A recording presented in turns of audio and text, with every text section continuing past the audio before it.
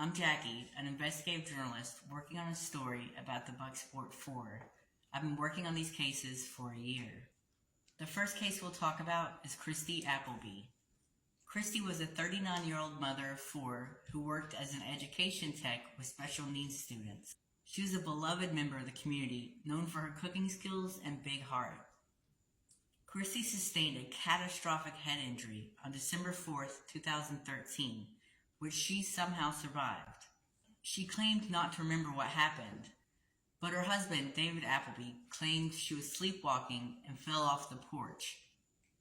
Christy and her family said she did not have a history of sleepwalking. Police reports said no blood was found outside where David said she fell.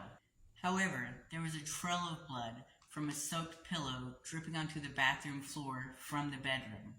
Christy's injuries included a 4-centimeter skull fracture, which could have been deadly. She was ordered on bed rest. Police did not investigate the matter as suspicious. Then on December 10, 2013, David Appleby allegedly left his wife alone to go run errands. He called police to report that he found his wife, Christy, hanging from a rope that was attached to a hook from their trailer ceiling.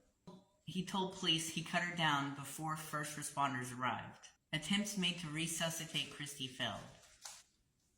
Although the medical examiner had questions, the Maine State Police said nothing was suspicious, so the death was ultimately ruled as suicide. So why, in my opinion, is this actually a suspicious death?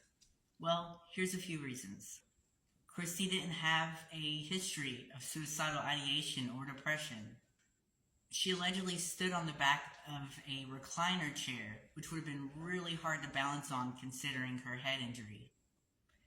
It's doubtful the trailer ceiling could have withheld her weight.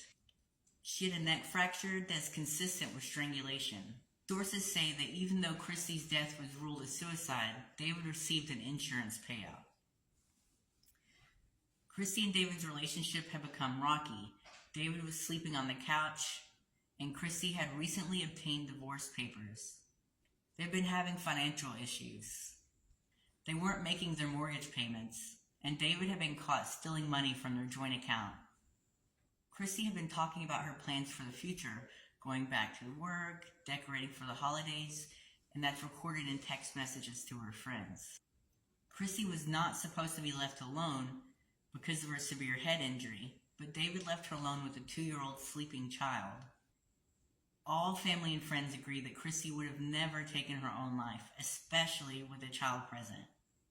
David has given several conflicting stories as to his whereabouts at the time of her death. A private investigator hired to work on the case believes that Christy was strangled and the scene was staged to look like a suicide.